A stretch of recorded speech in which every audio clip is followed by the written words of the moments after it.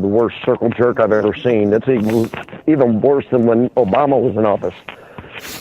Yeah, and see that's something people that everybody needs to kind of understand. Hey, I think I found the problem to my mic. Hey, that might. Yay! Yeah, I talk way up. Okay, I got that. So it's okay, folks. We're having technical difficulties while Brian fingers his mic. Hey, I got a tickler in the right spot, But hey, did you buy him the drink first? Fuck that! I got the hard on here. So there you go. Trump's not talking about the people within the country. He's talking about the undeveloped parts of the countries that are not progressing and not getting any better, like Iraq. It's a fucking shithole. It's dirt, it's dry, it's sand, it's got water that you wouldn't want to stick your fucking ex's grandma in to go swimming.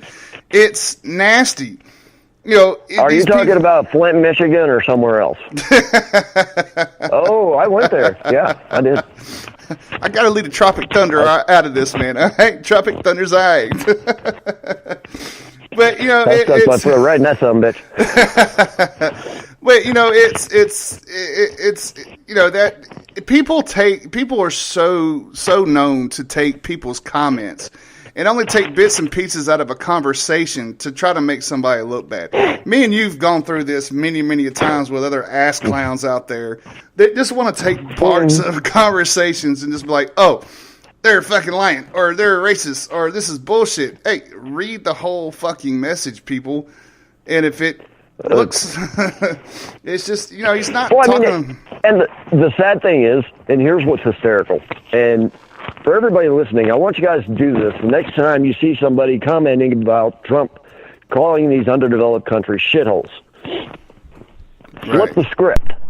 Here's how you do it. This is how you shut a liberal up and make them just wig out to where if you had access to their webcam, you would literally see their head just explode. Get your handy dandy Why do I say out.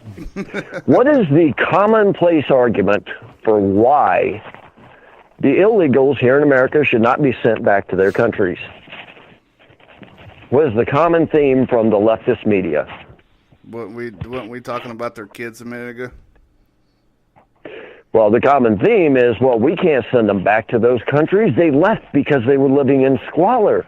Oh, yeah. They were poor. They were underdeveloped. They had no infrastructure. They had no educational system, no Medicare, no Medicaid, no medical, a.k.a. they come from a shithole. You will watch a liberal's head explode, and I know this because I actually did this in an argument on Occupy Democrats earlier today. Why? Because I get bored and I like to go there and start shit. Oh, they hate seeing my name pop up. They're like, oh, son of a bitch, we have to argue with logic.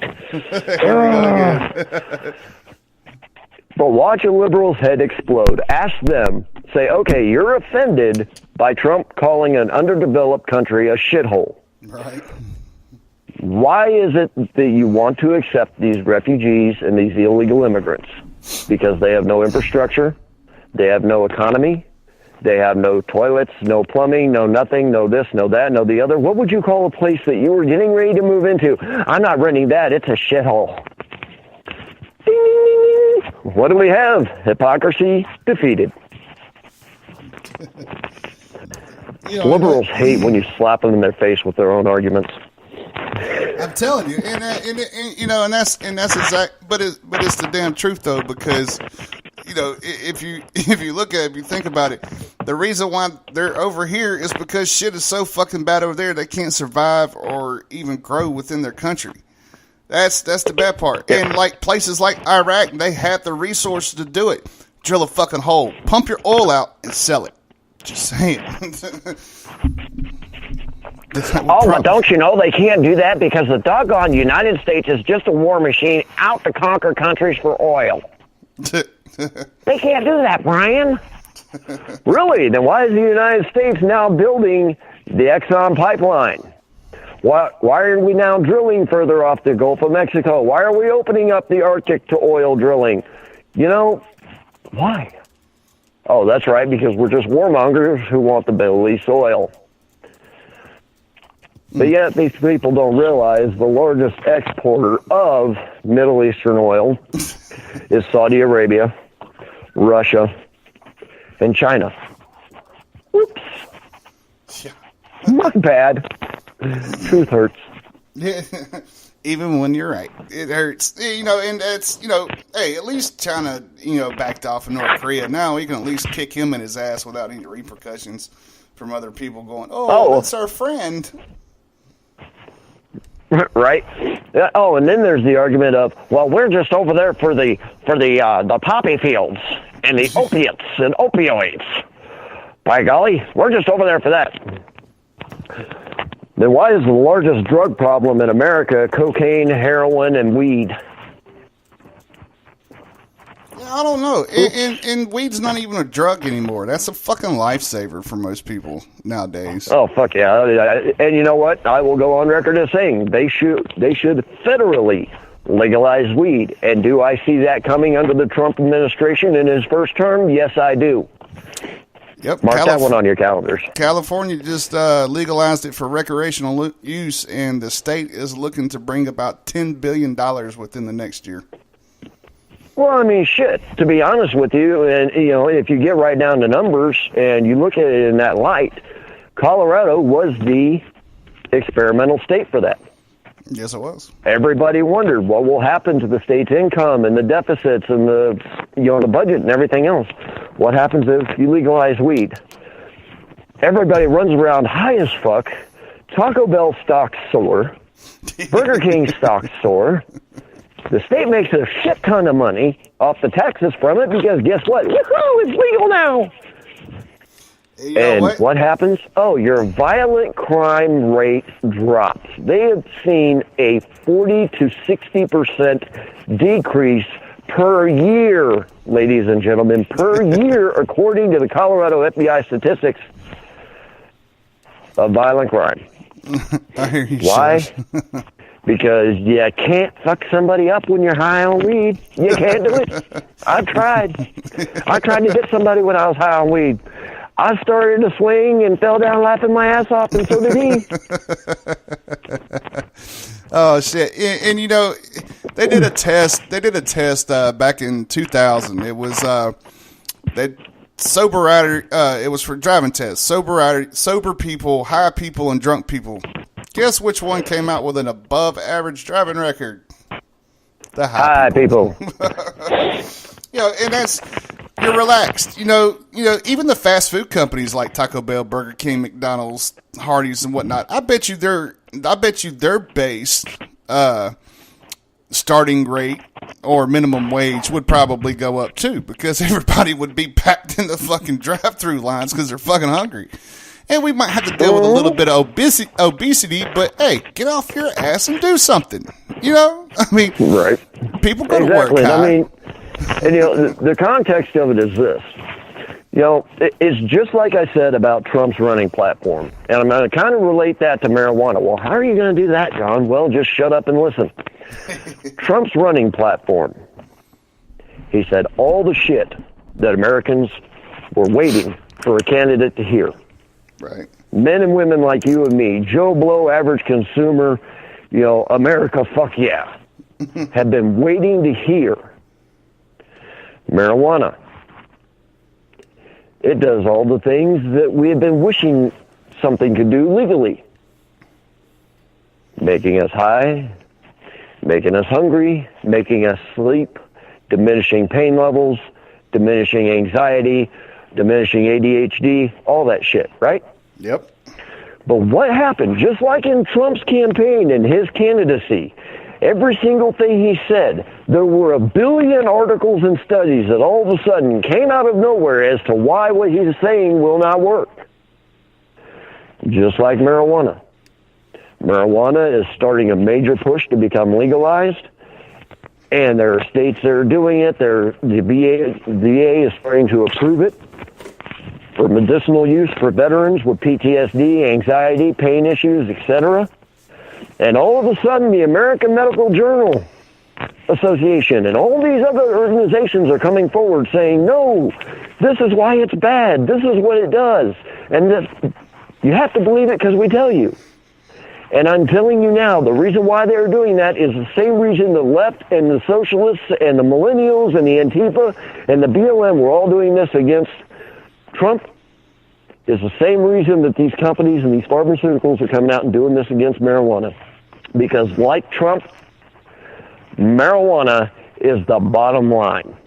Yep. For getting rid of a lot of fucking problems.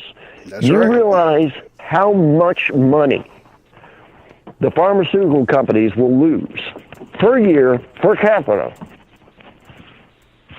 They stand to lose over $10 billion quarterly. Not yearly, quarterly. Why? Because marijuana and cannabis oil and hemp have been proven, ladies and gentlemen, and for those of you who do not know, I have a 15-year medical background. It has been proven in TBI cases, epilepsy, cognitive seizure disorders, and all these other issues to wipe the symptoms out. Yep. To balance out the chemicals in the brain. Because here's the thing. These pharmaceuticals, and I'm going to go back on this tangent that I had 2 years ago when I was talking about PTSD. These pharmaceutical companies and doctors do not treat the illness of any major medical issue. They don't, ladies and gentlemen. Why? Because they make billions of dollars per lifetime just off 10 cancer patients alone. That is why they do not attack the bottom line of the illness, is because of how much money they make treating what? The symptoms. And you need to look no further than any veteran that you know who has PTSD, who instead of eating cornflakes for breakfast, his cereal is pills. Right. Pills to treat anxiety, pills to treat depression, pills to treat insomnia, pills to treat hallucinations, anger, on and on and on and on. I had a veteran who I talked to for a great deal, many years, Sergeant Jerry Mathers. Okay? Mm-hmm. This man is a Vietnam, Korean, and Grenada war veteran. Highly decorated. Green Beret. This man, for breakfast, took 19 pills, ladies and gentlemen. I have many friends of mine who are very, very close to me, who I consider sisters, who, again, the same treatment from doctors. Instead of treating the disease or the disorder, they treat the symptoms. Yep. Marijuana, oftentimes, not in all cases, but oftentimes treats the disorder. Yep, and that's, even for myself, if I was to listen to all my doctors at the VA, I wouldn't be on just 3 medications. I'd be in a fucking bag full. They want to give you Ambien, Trazodone, stuff like that to sleep. They want to give you, upteen different, like Seroquel and shit like that for your anxiety, your depression. And if anybody knows, Seroquel is a psychotic medication. So it's kind of like a double hitter. You're trying to fix something, but you're calling me psychotic at the same time. They give you medicine for your nightmares. And on top of that, I'm a left leg amputee, and I got 30 screws, 4 plates, and a 10-inch rod in my right leg. So therefore, I got to have pain medication. Now, granted, my pain medication is fairly strong. And, I look at it this way. If you got all your limbs, if you got all your body parts, and you're on a shit ton of medications, then there's something wrong with you. But there are legitimate people out there that does need to have their pain medications to be able to function, throughout the day. Unfortunately, I am one of those people. If I could let people kind of see what it's like to live in my shoes, for a day at a time, I'd probably only let them take it for about an hour, because that's probably all your average day person is going to be able to stand. But, even the medication that I'm on, it sucks that I have to take it. It sucks that I have to get up and take something and start to get going. But it is what it is. Now, one thing that I've learned out of my 2 years of being medically retired out of the Army is